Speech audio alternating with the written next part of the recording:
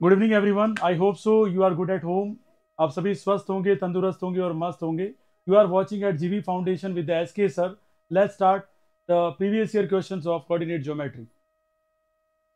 यहाँ हम बात करने वाले हैं पेपर जो आज का है वो कौन सा है। आरबीएससी बोर्ड का कौन सा ईयर है? 2018। उसके पहले हम 19 और 20 कर चुके थे, है ना। अब बात करते हैं यहाँ पे कौन कौन से क्वेश्चन, किस किस टाइप के क्वेश्चन आए हुए हैं। देखना कोई मिस हो जाए, देखते रहना ना।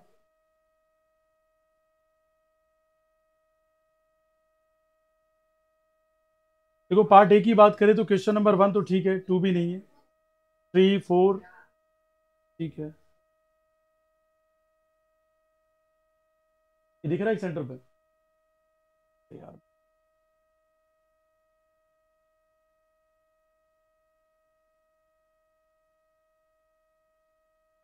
City fair first kilometre, elevation नहीं है यहाँ पे। एलसीएम एचसीएफ सरफेस एरिया, कौन से क्वेश्चन पे था? क्वेश्चन नंबर था ना, आपने पहले फिक किया था।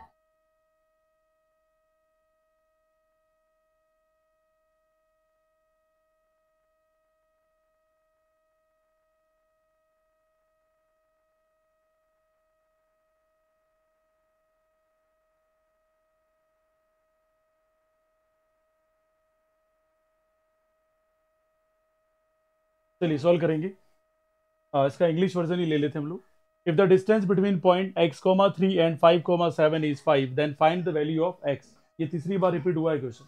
1 मिनट का टाइम है, solid now fast. Single 1 minute का टाइम है, सॉलिड नाउ फास्टर।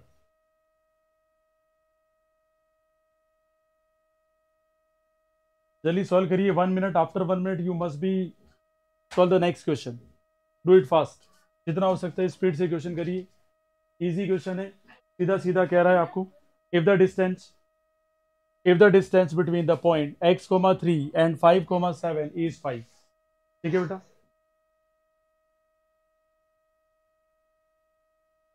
सॉल्व करें। इस टाइप से होगा ये। इजी पैटर्न बोलेंगे इसको, फिर आरबीएससी की क्वेश्चन देखेंगे तो आपको समझ में आएगा कि पैटर्न किस टाइप के क्वेश्चन आते हैं वहां पे। ठीक है, सीबीएसई का देखेंगे तब पता पड़ेगा। आरबीएससी में इजी पैटर्न ही रहेगा, फिक्स पैटर्न है, 2-3 वही आते हैं। ठीक है, सीबीएसई में थोड़ा सा फ्लक्चुएशन होगा। चलिए, यहाँ पे क्वेश्चन के आंसर भी आना शुरू हो गए हैं।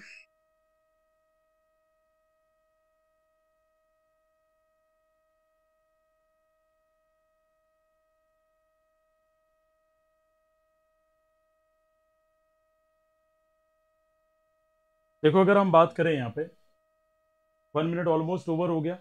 ये क्वेश्चन क्या कह रहा है वो देखें एक बार। If the distance between the point x,3 and 5,7 क्या है? 5 है।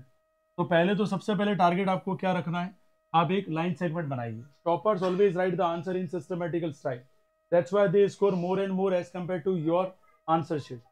दोनों का आंसर शीट में क्या डिफरेंस होता है वो पहले ड्रॉ करते हैं। क्या लिखते हैं? x,3 जैसा उसने बोला, एंड फाइनल इट इज 5, क्या है बॉस? 7।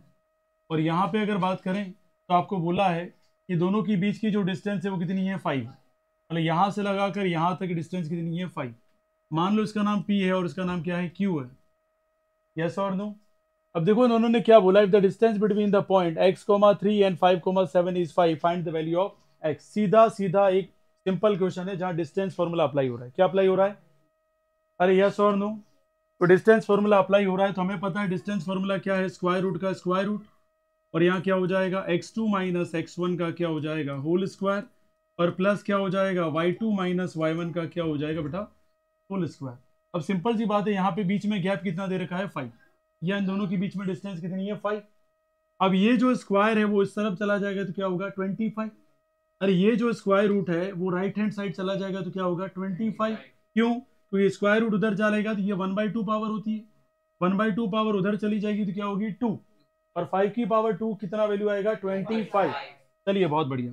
x2 की वैल्यू कितनी है हमारे पास? 5 माइनस एक्स का क्या हो जाएगा? Whole square. और y2 की वैल्यू हमारे पास कितनी है? 7 और -3 का होल स्क्वायर। और ये कितना आ जाएगा? 25। अब फॉर्मूला कौन सा लग रहा है? a माइनस बी का होल स्क्वायर। ठीक है, ये तो डायरेक्ट सॉल्व हो जाएगा। यहाँ कितना हो जाएगा? 25। और प्लस का क्या करेंगे? X square. और माइनस का क्या करेंगे? tan x। और यहाँ 7 माइनस 3 कितना हो जाएगा 4, और 4 का स्क्वायर कितना होगा 16। ये आ गया समझ में। तो यहाँ कितना करेंगे हम 16 और इज इक्वल टू कितना हो जाएगा 20। अच्छा 25 से तो 25 क्या हो गया, अब हमारे पास क्या बच गया, एक क्वाड्रेटिक इक्वेशन बच गई। अरे क्या बचा हमारे पास, क्वाड्रेटिक इक्वेशन। हम सॉल्व करें अगर, एक्स स्क्वायर माइनस क्या रहेगा इधर 10x और प्लस का क्या रहेगा 16 और इज इक्वल टू क्या आ गया है 0। अब हमें वो वैल्यू ढूंढनी है जिसका मल्टीप्लाई करते तो कितना आ जाता है 60 और ऐड या सब्ट्रैक्ट करते कितना आ जाए 10, 8 और 2, अरे 8 और 2, तो x square minus 8x minus 2x plus 16 is equal to कितना हो जाएगा 0। अब देखते हैं यहाँ पे दोनों में पेयर बनेंगे, यहाँ कॉमन आ गया बेटा x माइनस क्या आ गया 8 माइनस 2 कॉमन आ गया, इधर क्या रह जाएगा x माइनस 8, दोनों में पूरा कॉमन क्या आ रहा है x माइनस 8 और यहाँ कॉमन क्या आ रहा है x minus 2 is equal to क्या आ जाएगा 0 और x बराबर प्लस 8 और यहाँ क्या आ जाएगा प्लस 2। तो वैल्यू आ गई हमारी 8 और 2। सिंपल सिंपल क्वेश्चन आएंगे, जितना हो सके कमांड करें, घर पे जाके आज किसी भी हालत में वापस रिवाइज करें कोऑर्डिनेट ज्योमेट्री, पूरी कंप्लीट हो जानी चाहिए। ये क्लियर हो गया सभी को। अरे कोई डाउट है किसी को इसमें, जरा भी डाउट हो आप तुरंत बोले कि सर मुझे ये समझ में नहीं है, ये स्टेप में मुझे दिमाग में नहीं बैठा। क्या हो गया बेटा, आराम से जाना नीचे से। चलिए खैर ये क्लियर हो गया सभी को। सेकंड क्वेश्चन ट्राई करें सभी स्टूडेंट, सेकंड क्वेश्चन ट्राई करें। Find the ratio in which the line 3x plus y is equal to 9। ये सीबीएसई में भी आया हुआ क्वेश्चन है, ये क्वेश्चन सीबीएसई में भी आया हुआ है, आरबीएसई में भी आया है। Just right now and divide the line segment joining the point 1,3 and 2,7। 2 minute का टाइम है आपके पास, सॉलिड नाउ।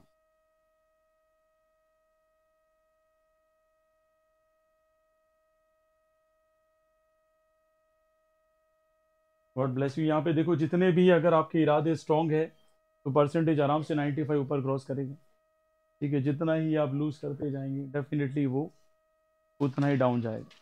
बेटर है कि जब स्ट्रांग पॉइंट के साथ कवर करो, ज़्यादा टाइम है नहीं, और सीबीएसई वालों के पास तो मुश्किल से 42 डेज है और कवर बहुत ज़्यादा करना है, क्योंकि बाकी टाइम तो वैसे ही निकल जाएगा कि क्या करूँ क्या नहीं करूँ। ये 42 डेज में 6 सब्जेक्ट को कैसे मैनेज करना है, that's very important.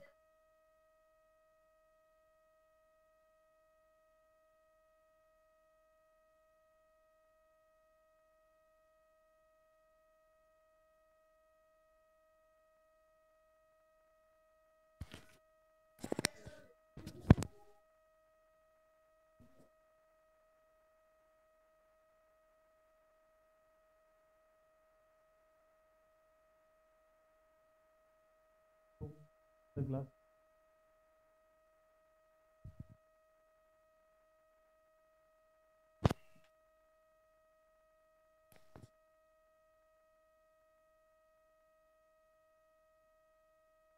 Easy question है, थोड़ा सा बस दिमाग अंडरस्टैंडिंग आपकी क्रिएटिविटी होनी चाहिए। ऐसा क्वेश्चन 100% चांस है सीबीएसई के स्टैंडर्ड में, सीबीएसई के बेसिक्स में भी, एज वेल एज जो आरबीएसई से बिलोंग करते हैं। और ये क्वेश्चन इसलिए इंपॉर्टेंट हो जाता है कि यहाँ बात आती है इक्वेशन की, ठीक है।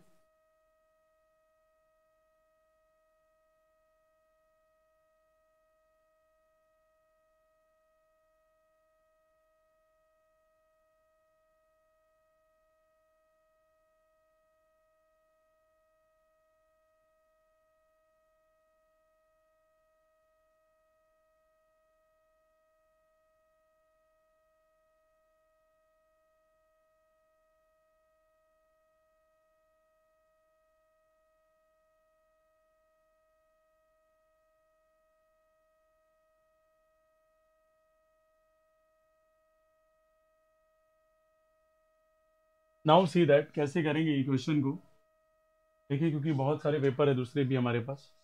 यहाँ देखिए जब भी क्वेश्चन आएगा सबसे पहले तो आप देखें क्वेश्चन का सॉल्व करने का तरीका, एक लाइन सेगमेंट बनाए, क्योंकि क्वेश्चन में बात भी किसकी चल रही है, लाइन सेगमेंट की। एक तरफ पॉइंट बोल रहा है 1,3 और दूसरी तरफ पॉइंट क्या बोल रहा है 2,7, और साफ साफ बोला है find the ratio in which line segment, मतलब ये बीचों बीच है 3x plus y is equal to कितना दे रखा है 9। अब ऐसा क्वेश्चन आती है, अच्छे अच्छे जो स्टूडेंट है इंटेलिजेंट या ब्रिलियंट है वो भी यहाँ पे मार्क आ जाए। ये देखते हैं कि यार ऐसा क्वेश्चन तो हमें करवाया नहीं सर ने, या हमने ऐसा क्वेश्चन टाइप देखा ही नहीं। अरे इजी क्वेश्चन इसलिए कहूंगा, एक बार तो एक्स के कोऑर्डिनेट निकाल, एक बार किसके निकाल वाई के, और यहाँ पे सीधा सीधा रख देना एक्स और वाई में, इसके अलावा कुछ भी नया नहीं है। देखो अगर मैं एक्स के कोऑर्डिनेट निकालूँ, फॉर्मूला हमें पता है, क्या फॉर्मूला भाई, m2x1 और प्लस क्या करते हैं m1x2 और डिवाइड में क्या कर देते हैं 2। तो अगर आपसे बोलूँ मैं m2 की वैल्यू नहीं पता है लेकिन x1 की तो वैल्यू पता है हमें, कितनी है 1, अरे यस और नो, m1 की वैल्यू नहीं पता लेकिन x2 की वैल्यू तो पता है, कितनी है 2, अरे है कि नहीं है ये, और नीचे क्या लिखा जाएगा m1 प्लस m2, अरे ये क्या लिख दिया, m1 प्लस क्या हो जाएगा इधर m2। अरे क्लियर हो गया, ये x की वैल्यू आई है। y की वैल्यू की बात करें, यहाँ क्या हो जाएगा m2y1 और इधर क्या हो जाएगा बेटा m1y2 और डिवाइड में क्या आ जाएगा m1 प्लस क्या आ जाएगा m2। यहाँ देखें m2 की वैल्यू कितनी हो बताएं, नहीं पता है हमें, y1 की वैल्यू कितनी है बताएं, यहाँ पर 3 है और m1 की वैल्यू हमें नहीं पता, लेकिन y2 की वैल्यू हमें ज़रूर पता है कितनी है, यहाँ पर 7 है और डिवाइड में कितना आ जाएगा m1 प्लस क्या आ जाएगा इधर m2। ये क्लियर। अब सीधा का सीधा जैसा इक्वेशन ये दे रखा है वैसा का वैसा हमें पुट करना है। यहाँ पे 3 का 3 हो गया, यहाँ वैल्यू रखी हमने क्या m2 प्लस क्या रख दिया हमने 2m1 और डिवाइड में क्या कर दिया हमने m1 प्लस क्या कर दिया m2, दैट्स ऑल। प्लस का प्लस, y की वैल्यू क्या रखी हमें 3m2 और प्लस में क्या आ रहा है 7m1 और डिवाइड में कितना आ रहा है बेटा m1 प्लस m2 और इज इक्वल टू 9। जब भी सीबीएसई के पेपर सॉल्व करवाऊंगा थोड़ा सा ध्यान रखें इसमें, पहले मैं कह रहा हूं कि जब भी सीबीएसई के पेपर सॉल्व करेंगे यहाँ पे ये समझने की बात है, खाली सिंपल सा कैलकुलेशन है, आपने एक्स और वाई की वैल्यू यहाँ पे पुट की है। अब देखिए सॉल्यूशन लाते हैं हम लोग, 3 का मल्टीप्लाई ऊपर करेंगे तो कितना आ जाएगा 3m2, 3 का मल्टीप्लाई 2 से करेंगे तो कितना आ जाएगा 6m1, नीचे डिवाइड में कौन आ जाएगा, पूरे का एलसीएम देखो, पूरे का एलसीएम क्या आ जाएगा m1 प्लस क्या आ जाएगा m2 आ जाएगा। अब प्लस का प्लस कर रहा हूं मैं, 3m2 ऑलरेडी है और प्लस का क्या आ जाएगा 7m1 और इज इक्वल टू क्या आ जाएगा 9। अब देखिए 3m2 प्लस 3m2 कितना हो जाएगा इधर 6m2 हो जाएगा और 6m1 और 7m1 कितना हो जाएगा 13m1 हो जाएगा। अरे 13 क्या हो जाएगा m1 और इसको उधर मल्टीप्लाई कर दो क्या आ जाएगा 9m1 और प्लस क्या आ जाएगा 9m2। m1 वाला एक तरफ ले लो, इस m1 वाले को इधर ले आएंगे तो क्या हो जाएगा 13m1 और माइनस क्या आ जाएगा 9m1 और इधर 9m2 और माइनस क्या हो जाएगा 6m2, ये हो जाएगा 4m1 और इधर क्या हो जाएगा बताओ मुझे 3m2 हो जाएगा। और आपको पहले ही बता दिया मैंने m1 के नीचे क्या लाओगे m2 लाओगे तो 3 के नीचे कौन चला जाएगा 4, तो आंसर हमारा क्या हो जाएगा 3:4 इज द करेक्ट आंसर। तो ये पैटर्न प्लीज थोड़ा सा दिमाग में सेट कर लेना, ऐसा इक्वेशन आए तो जरा से भी फियर मत रखना, x को अलग से निकालना y को अलग से निकालना, है ना, पूरा ध्यान बोर्ड पे होना चाहिए आपका। जब मैं सॉल्व करवा रहा हूँ आपसे नहीं हुआ कोई बात नहीं, लेकिन गलत भी नहीं होना चाहिए, ये पूरी श्योरिटी के साथ ब्रेन जाना चाहिए। और अगर ऐसा नहीं हो रहा है तो कहीं ना कहीं आप खाली टाइम पास ही कर रहे हैं अपने साथ, और मुश्किल से 42 डेज हमारे पास टाइम इंटरवल, तो बेटर है कि आप देख लें ये। और मैं फिर कह रहा हूँ आप डिसाइड करके बता दें सर मुझे ये चैप्टर बहुत डिफिकल्ट लग रहे हैं, तो मैंने कहा ना 16 मिनट्स के मैं क्या डाल दूंगा आपको, वीडियो डाल दूंगा। और ये भी ऐसा नहीं है खाली भजन मंडली के लिए बना रहे हैं, आपने क्लास अटेंड की है घर पे जाके दोबारा देखें इसको। अच्छा रिलैक्स होके हम देखते हैं या टाइम पास करते हैं, इससे अच्छा है कि 20 या 30 मिनट का जो वीडियो है तो देख लिया हाँ यार ये पैटर्न तो मैंने सीखा था। अच्छा 6 क्वेश्चन भी कर लिए हमने, 7 भी पैटर्न सीख लिए, 7 पैटर्न तो हमने सीख लिए, इसलिए इसको वॉच करें घर पे जाके। क्या है मैंने रिवीजन मोड पे देखा मेरे से हो रहा है कि नहीं हो रहा है, वहां तो सर ने करवा दी, क्या मैं कर पा रहा हूँ नहीं कर पा रहा हूँ, दैट्स इट। अगर आप कर पा रहे हैं क्लास सक्सेसफुल है, नहीं कर पा रहे हैं सीखिए दोबारा और करके दिखाइए, फिर आप सक्सेस। और आपने इसको छोड़ दिया ठीक है मैं पढ़ के आ गया हूँ, यार वो तो सभी कर रहे हैं यार, पूरे इंडिया में सभी कर रहे हैं, ठीक है, इसके अलावा कोई क्वेश्चन मिल सकता नहीं है। नेक्स्ट पेपर की बात करें यहाँ पर, तो अगर नेक्स्ट पेपर में डिस्कस करें हम लोग, यहाँ पे देखो यहाँ 2017 का पेपर है ये, ठीक है, 2017 का पेपर आपको दिख रहा है ये क्लियर है, ठीक है। 2017 के पेपर में देखते हैं कौन कौन से क्वेश्चंस आए हैं और किस किस टाइप का पैटर्न है, इसे कैसे आ गया।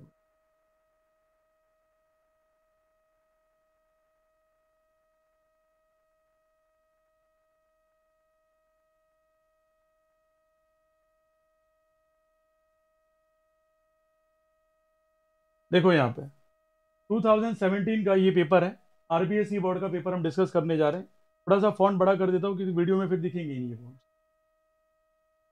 देखो यहाँ पे अगर बात करें तो कौन कौन से क्वेश्चन आए, हम लास्ट में चल रहे हैं, कौन सा क्वेश्चन नंबर था वो हमारा 24, ज्यादा आगे आगे लिखो के बाद ही इसका क्वेश्चन आता है। ओके, अब ये तो ऑलरेडी टॉपिक हमारा नहीं दिख रहे, एक बार देख लेते हैं। Find the area of that triangle whose vertices are -3, -2, 5, -2 and 5, 4। Also prove that it is a right angle triangle. तो बेटा ये वाला पार्ट तो डिलीट हो चुका है, कौन सा, एरिया ऑफ ट्राइंगल निकालने वाला, लेकिन कौन सा पार्ट रह गया है, प्रूव करो कि ये कौन सा ट्राइंगल है, राइट एंगल ट्राइंगल। कौन सा फॉर्मूला यूज करेंगे, करिए फटाफट, 1 मिनट का टाइम है।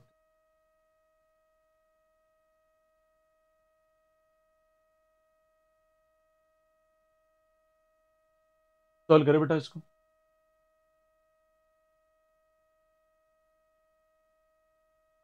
आपको सेकंड पार्ट ही सॉल्व करना है, first part according to syllabus area of triangle वाला कॉन्सेप्ट नहीं है, क्योंकि 7.1 और 7.2 एक्सरसाइज ही है, 7.3 को इंक्लूड नहीं किया गया है। तो आप सेकंड पार्ट को सॉल्व करें, prove that it is a right angle triangle. ठीक है, कोशिश करें राइटिंग पैटर्न कैसा होना चाहिए। ठीक है, मैं लगभग 16 वीडियोस आपके आएंगे यहाँ पर, ये पैटर्न लिखने कैसे हैं, ठीक है, किस टाइप से क्वेश्चन सॉल्व किया जाएगा, एक पूरा पूरा बोर्ड पैटर्न ही सॉल्व करके मैं दिखाऊंगा ना।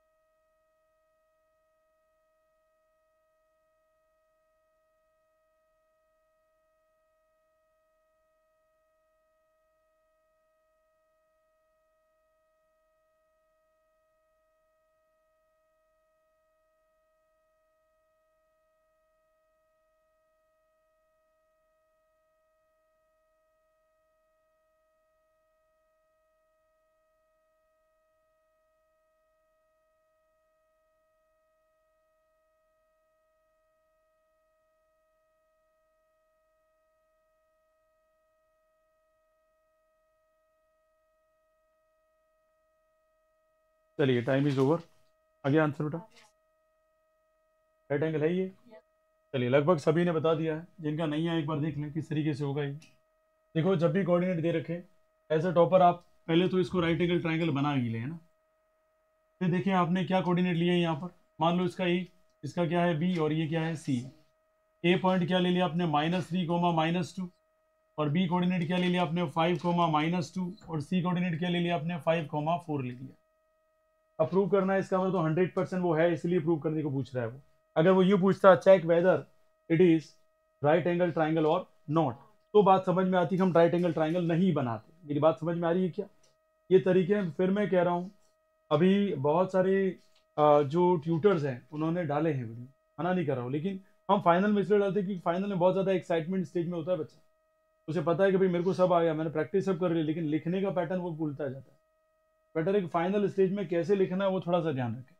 अब यहाँ पे डिस्टेंस फॉर्मूला अप्लाई करना है आपको। सबसे पहले क्या निकाल देंगे, ए बी, फिर क्या निकाल देंगे बी सी, फिर क्या निकाल देंगे सी ए। तो डायरेक्ट ही फॉर्मूला अप्लाई करेंगे हम। ए बी की बात करेंगे तो 5 - 3 कितना हो जाएगा, 8 का whole square.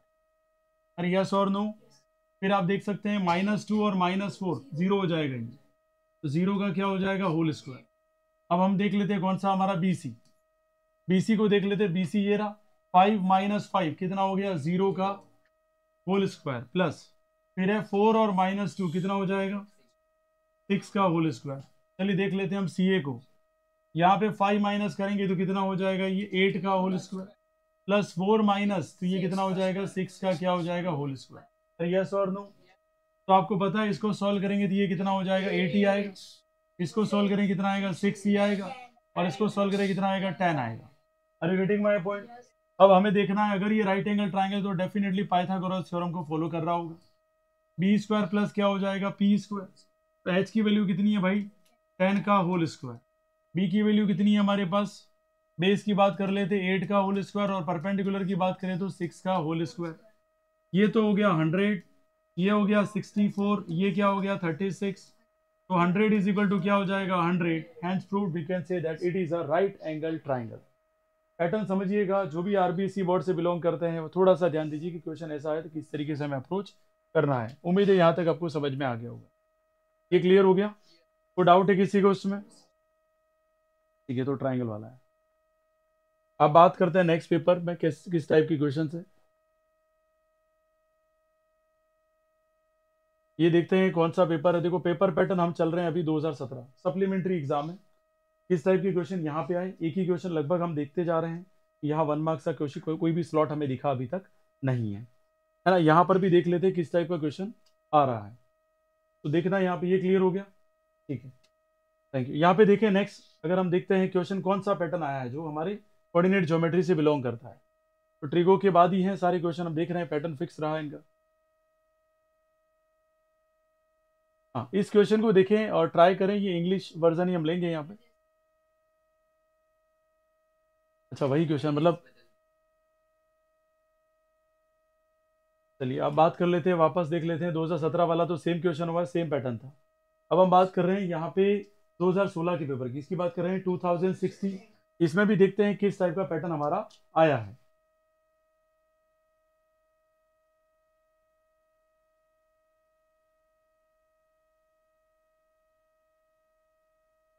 Find the area of that triangle whose vertices are -5, 7, 4, 5, -4, -5।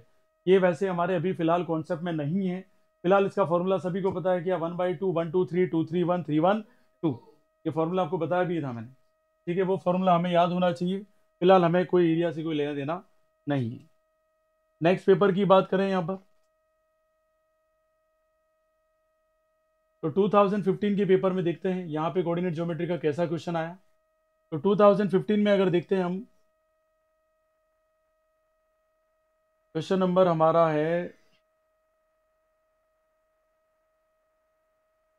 देखो के क्वेश्चन आएंगे उसके पीछे पेपर ही एंड हो गया।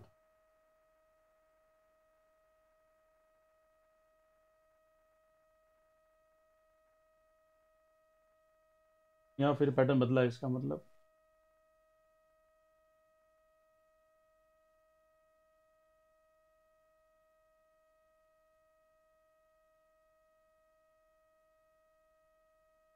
देखना है ना, क्योंकि यहाँ पे अब कोऑर्डिनेट ज्योमेट्री का क्वेश्चन देखना पड़ेगा।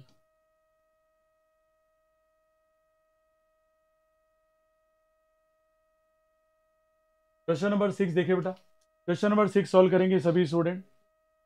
If k 5, 4 is the mid point of the line segment PQ and coordinate of Q कितना है, 2, 3 है, then find the coordinate of P।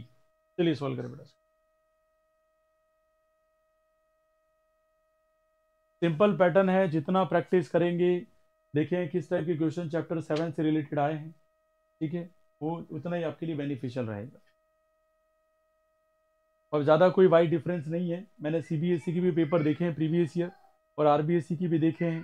Coordinate geometry में कोई वाइड डिफरेंस मुझे नज़र नहीं आया। अगर आप RBSE की क्वेश्चन भी बहुत ढंग से कर पाते हैं तो CBSE का स्टैंडर्ड एज वेल एज आप बेसिक्स भी अच्छे से कर लेंगे। 8 एंड 5 देखो यहाँ पे आंसर्स आ चुके हैं। बाकी अपना ट्राई करते रहें। जो भी वीक स्टूडेंट है, टॉपर को देखिए, अपने आप को एकदम टॉप नहीं कर ले, अपना ट्रायल रखें लगातार, मेरे से क्यों नहीं हो रहा है question. k 5, 4 is the mid point. तो भाई पहले तो लाइन सेगमेंट बना लिया, a को बीचों बीच रख दिया, और पहले ही हमारी लैंग्वेज ने इसे क्या बोल दिया है, या हमारे क्वेश्चन के स्टेटमेंट ने क्या बोला है इसको, मिड पॉइंट, और मिड पॉइंट बोला तो यहाँ क्या हो जाएगा बेटा 5,4 हो जाएगा बेटा। और लाइन सेगमेंट का नाम क्या दे रखा है, पी और क्यू नाम दे रखा है बेटा। और क्यू के कोऑर्डिनेट्स हमें क्या दे रखे हैं, 2,3। अब इसके कोऑर्डिनेट नहीं पता तो हम नाम ले लेते हैं इसका एक्स और वाई ले लेते हैं बेटा। अरे कोई इशू इसमें किसी को, हमें मिड पॉइंट फॉर्मूला पता है, या ऐसा नहीं समझ में आया जिसको x1 ले लो उसको क्या ले लो y1। हमें मिड पॉइंट फॉर्मूला क्या बोलता है, x is equals to x1 plus x2 divided by 2।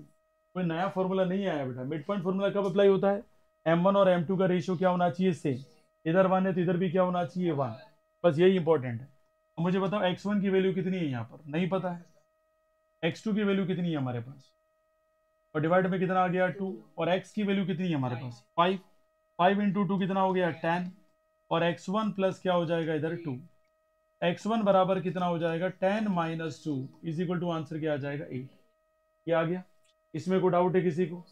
अब बात करते हैं किसकी, y is equal to formula क्या लग जाएगा y1 plus y2 divide by क्या हो जाएगा 2, और y के कोऑर्डिनेट्स क्या बताए बेटा, y का कोऑर्डिनेट्स कितना है यहाँ पर 4 है, और y1 हमें निकालना है, और y2 कितना है बॉस 3, और डिवाइड में कितना हो जाएगा 2, 4 इंटू 2 कितना हो गया 8 is equal to y1 plus क्या हो जाएगा 3, और y1 इज इक्वल टू कितना हो जाएगा 8 माइनस 3 इज इक्वल टू क्या आ गया 5। इस टाइप के पैटर्न जब भी आए तो ट्राई करें कि इस टाइप के क्वेश्चन गलत नहीं होने चाहिए। एटलीस्ट कितने नंबर का होगा ये, एक दो, एक नंबर का ही क्वेश्चन है ये समझ में आ गया, इसमें कोई डाउट है किसी को, ये क्लियर हो गया सभी को। तो सिंपल सी अंडरस्टैंडिंग है जो आपको डिजायर करती है, आप किस तरीके से सॉल्व करते हैं। मुझे लगता है एक आधा क्वेश्चन और भी होना चाहिए इसमें। अच्छा बेटा ये वाला, हाँ चलिए इसका आंसर बताइए बेटा, क्वेश्चन नंबर 2 का आंसर बताइए। Right the distance of the point -4, -5 और 4 फ्रॉम x एक्सिस। अब ऐसे क्वेश्चन किस में आते हैं बेटा, 8th में आते हैं, और यहाँ किस में दे रखे हैं 10th में। अब समझ सकते हैं बेटा लेवल कैसा है, ठीक है। लेवल एक ही आपने देखा होगा कि जैसे 2020 और 17, 18, 19 के पेपर देखे उसमें लेवल था, वो भी ठीक ठाक था, ऐसा कोई लेवल नहीं कहूंगा मैं। यहाँ आपको पता है फ्रॉम एक्स एक्सिस का मतलब कौन सी बोलिए वाई, अरे कौन सी बोलिए बेटा वाई, तो आंसर क्या हो जाएगा इधर, और सिंपल सा फंडा था। एक बार देख लेते हैं यार, मुझे ऐसा लग रहा है डाउट की एक ही दो क्वेश्चन तो नहीं होंगे।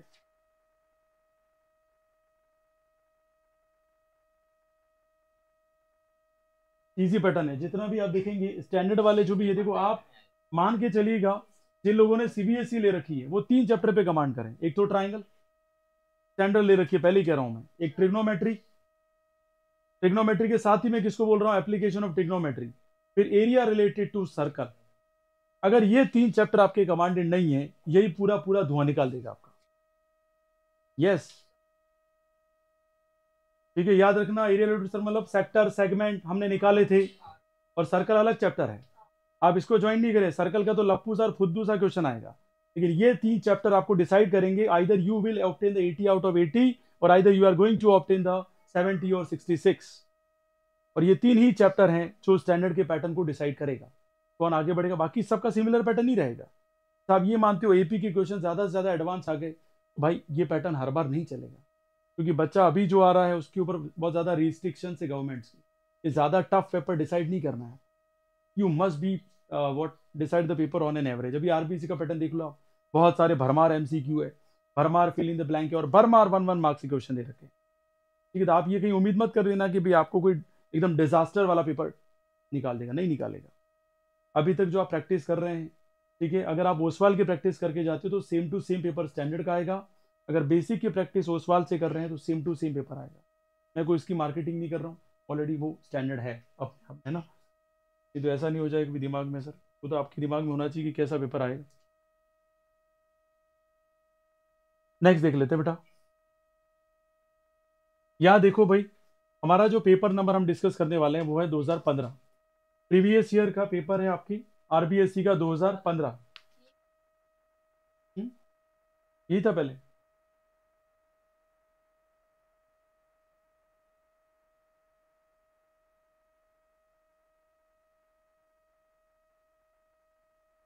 ठीक है। 2014, 2014 की बात कर लेते हैं कि 2014 में कोऑर्डिनेट ज्योमेट्री से रिलेटेड क्या क्या क्वेश्चंस आए। ये है आपका 2014 का पेपर, ठीक है। इसमें देख लेते हैं, अब क्या पैटर्न चेंज है इसलिए कि क्वेश्चन देखना पड़ेगा हमें। फर्स्ट क्वेश्चन नहीं, सेकंड, आप लोग देखते रहना ना, कोई क्वेश्चन रह नहीं जाए।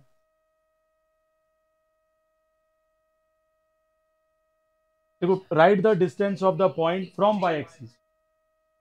जी, अब ये तो बोनस नंबर है भाई, कर ही सकते हैं, कोई ना कोई तो कर ही लेगा उसको। ये क्वेश्चन देखिए, सॉल्व करिए बेटा।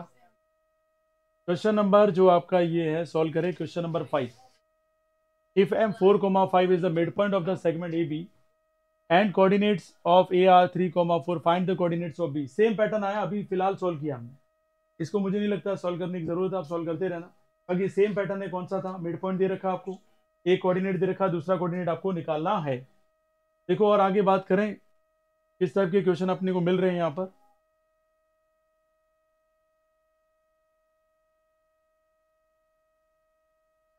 प्रेगो के बाद शायद आ जाए तो आ जाए, यहाँ पर भी सेक्शन सी में भी नहीं है।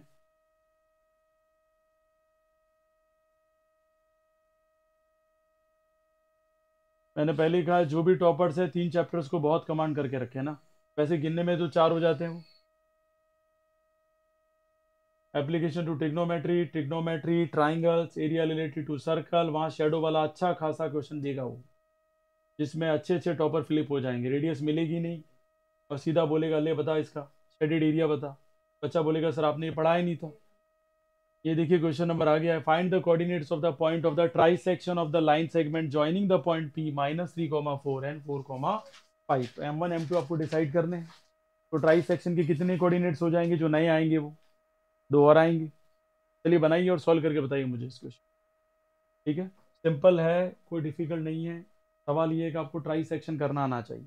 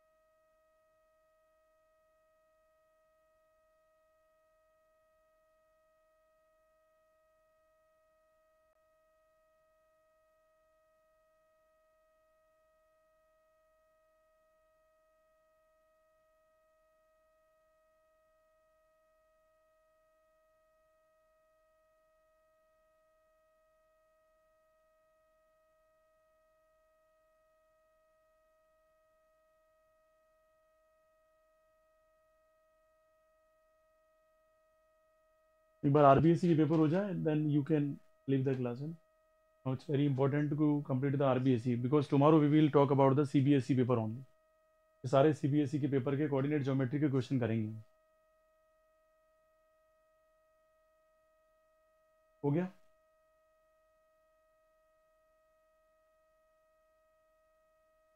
यहाँ डिस्टेंस वाला कहाँ लगा रहे हो बेटा, थोड़ा तो अप्रोच रखो, डिस्टेंस वाला तो सवाल ही नहीं है बेटा। बिल्कुल सिंपल क्वेश्चन है, वहाँ डिस्टेंस फॉर्मूला नहीं लगेगा भाई। सेक्शन है, ट्राई सेक्शन बोला तो सेक्शन फॉर्मूला ही यूज में है।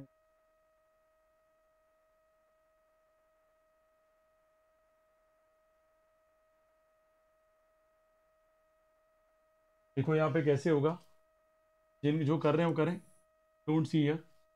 यहाँ पे देखिए, बात करें यहाँ पे, एक पी कोऑर्डिनेट कितना दे रखा है हमें, -3, 4 दे रखा है, और क्यू कोऑर्डिनेट हमें कितना दे रखा है, 4, 5 दे रखा है। अब ट्राई सेक्शन का मतलब 3 पार्ट करने हैं। कितने पार्ट करने हैं? 3, 1, 2, 3। इसका नाम देते हैं x1 और इसका नाम क्या देते हैं, y1। इसका नाम देते हैं x2 और इसका नाम देते हैं y2। ये कोऑर्डिनेट्स हमें निकालने हैं। अच्छा, ये कोऑर्डिनेट्स में अगर एक भी कोऑर्डिनेट्स हम निकाल लिया, बाकी तो ईजी है, मिड पॉइंट फॉर्मूले से हम निकाल सकते हैं। देखो, इस कोऑर्डिनेट को निकालने की ट्राई करते हैं। अब देखो रेशो कैसे आएगा। अच्छा, ये बताइए, ये वाला कोऑर्डिनेट है, मान लो इसको r देते हैं, इसको r के लेफ्ट में कितने पार्ट है, m1 की वैल्यू कितनी आई है, 1। अरे यस और नो। अच्छा, r के राइट में कितने पार्ट हैं, are you getting my point? ये चीजें समझिएगा। अब अगर फॉर्मूला लगाएं हम लोग, x1 बराबर फॉर्मूला क्या हो जाएगा, सीधी सिंपल सी बात है, अगर m2 ले लें पहले 2, तो 2 के साथ कौन लेंगे, माइनस का 3, प्लस का प्लस, यहाँ 1 लेंगे, मल्टीप्लाई में क्या ले लेंगे 4, और डिवाइड में क्या आ जाएगा 3 आ जाएगा। और सॉल्व करें, -6 + 4 और डिवाइड में कितना आ जाएगा 3, -2 बाई क्या हो जाएगा 3। ये तो कोऑर्डिनेट x1 हो गया, और ये कोऑर्डिनेट किसका हो गया x1। और y1 की बात करें तो y1 बराबर क्या हो जाएगा, 2 का मल्टीप्लाई किसके साथ हो जाएगा, 4 के साथ, प्लस का प्लस, 1 का मल्टीप्लाई किसके साथ हो जाएगा, 5 के साथ, और डिवाइड में कौन आ जाएगा 3। 4 × 2 कितना हो गया, 8 हो गया, यस और नो। और यहाँ पे कितना आ जाएगा 5, तो ये कितना हो जाएगा 13 बाई क्या हो जाएगा 3। दोनों कोऑर्डिनेट्स हमारे सामने आ गए। अब फिलहाल ये है कि इसके कोऑर्डिनेट तो निकाल दिए हमने, क्या लिख देंगे साफ साफ कि आर के कोऑर्डिनेट्स क्या आ गए, -2, 3, और ये क्या हो जाएगा 13/3। ये क्लियर हो गया सभी को। अब कोऑर्डिनेट्स किसके निकालने, x2/2। यार सीधी सिंपल सी बात देखो, Q और R का मिड पॉइंट कौन है, S, और Q और R का मिड पॉइंट कौन है बॉस, S। तो अगर हम निकालेंगे यहाँ पर x2 बराबर, हम क्या करें बताओ, x2 बराबर 4 और -2/3, और डिवाइड में कितना करना पड़ेगा 2, कितना करना पड़ेगा 2। अगर सॉल्व करें ये कितना हो जाएगा 12 - 2 तो 10/3, और डिवाइड में कितना आ जाएगा 2, और ये कितना आ जाएगा 5/3, कितना आ जाएगा 5/3। मिड पॉइंट क्यों लगाया, पहले ही पता है आपको, ये रेशियो 1 है और ये रेशियो भी क्या है 1 है। m1 और m2 का दोनों का रेशियो कितना आ गया 1 हो गया है।